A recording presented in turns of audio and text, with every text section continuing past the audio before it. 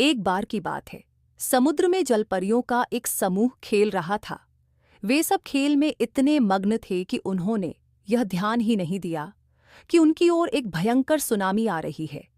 वह सुनामी इतनी खतरनाक थी कि उसने उस जलपरियों के समूह को बिखेर दिया और सभी अलग अलग जगहों पर जा पहुंचे।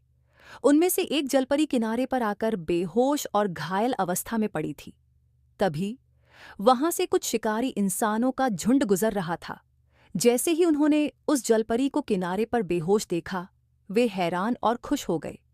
वे जलपरी को पकड़कर अपने साथ बाजार में बेचने के लिए ले जाने लगे।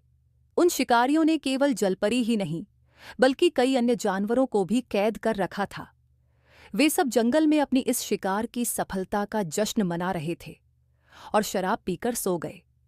उनके द्वारा कैद किए गए जानवरों में एक बिल्ली भी थी। उस बिल्ली का खरगोश दोस्त उसे ढूंढते ढूंढते जंगल में पहुंच गया। जैसे ही उसने अपनी बिल्ली दोस्त को पिंजरे में कैद देखा, वह तुरंत उसे आजाद कर दिया। इसके बाद जब वे दोनों वहां से भागने वाले थे, तो उन्हें बाकी कैद जानवरों और जलपरी का ख्याल आया। दोनों ने मिलकर सभी जानवरों और जलपरी को आजाद कर दिया। जब वे जलपरी को समुद्र में छोड़ने जा रहे थे, तभी उन शिकारियों की नींद खुल गई। वे उन्हें दोबारा पकड़ने की कोशिश करने लगे, लेकिन कैद जानवरों ने उन पर हमला कर दिया और उन्हें वहां से भागने पर मजबूर कर दिया। बिल्ली और खरगोश जलपरी को समुद्र में ले जाकर छोड़ देते हैं। वहां जलपरी का समूह अपनी दोस्त को लेने आ जाता है। जलपरी उन दोनों का धन्यवाद करती है और अपने घर लौट जाती है। जब बिल्ली और खरगोश भी अपने घर लौट रहे होते हैं, तो वे देखते हैं कि वहां बहुत सारी गाजरें और मछलियां हैं।